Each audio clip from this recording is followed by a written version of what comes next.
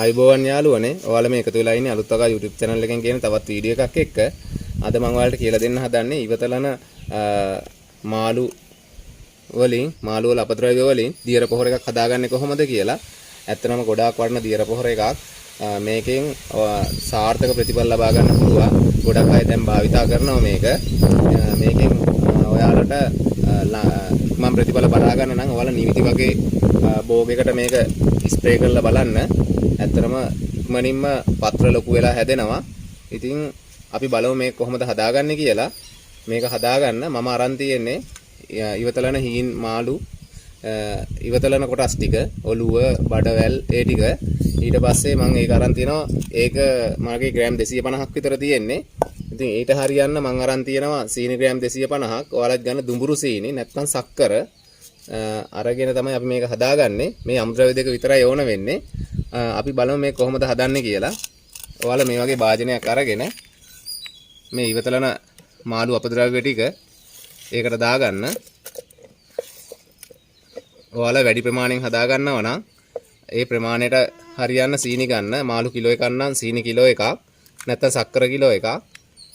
ඔයාලා ගන්නකොට අනිවාර්යයෙන්ම දුඹුරු සීනි ගන්න.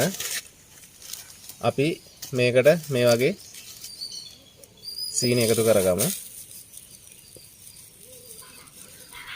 සීනි එකතු කරගෙන මේ වගේ එක හොඳින් කවලම් කරගන්න.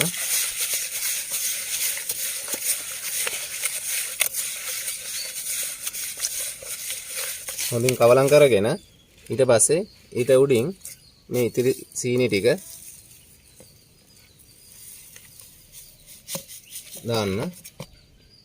අපි මේක දින 14ක් වගේ කාලයක් වහලා තියාගන්න ඕන. අනිවාර්යෙන් වහලා තියාගන්න. මොකද මැස්සෝ වගේ සතුන් ඇවිල්ලා මේකේ බිත්තර දානවා.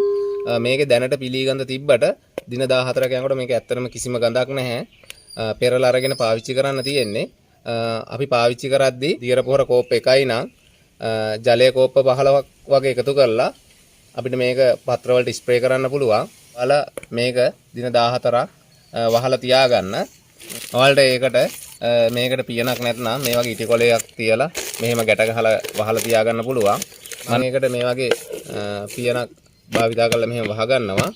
ඉතින් මේක අපි දින 14ක් වහලා තියාගමු. ඊට පස්සේ මේකෙන ස්ප්‍රිඩ් එකෙන් අපිට පුළුවන් ජලයට දිය කරලා මේක පත්‍ර වලට ස්ප්‍රේ කරන්න. ඊටමත් සාර්ථක ප්‍රතිඵල ලබා ගන්න පුළුවන්. ඉතින් ඔයාලත් මේ වගේ ගෙවතු වගාවට මේ වගේ මේක මල් වලට එළවලු වර්ග වලට ඕන දෙයකට භාවිතා කරන්න පුළුවන්. ඔයාලත් මේ වගේ ගෙදරදී හදාගන්න ඊටමත් පහසුවෙන් හදාගන්න පුළුවන්. මම මේ වගේ තවත් වීඩියෝ ඔයාලට දියර පොහොර හදන විදිය අරගෙන එන්නම්. මගේ YouTube channel එක ඔයාලා subscribe කරලා නැත්නම් subscribe කරන්න. ඔයාලගේ අදහස් පහලින් comment කරන්න. ආයේ මේ වගේ වීඩියෝ එකකින් හම්බෙමු. ඔයාලා හැමෝටම සුබ දවසක්. ත්වන් සරණයි.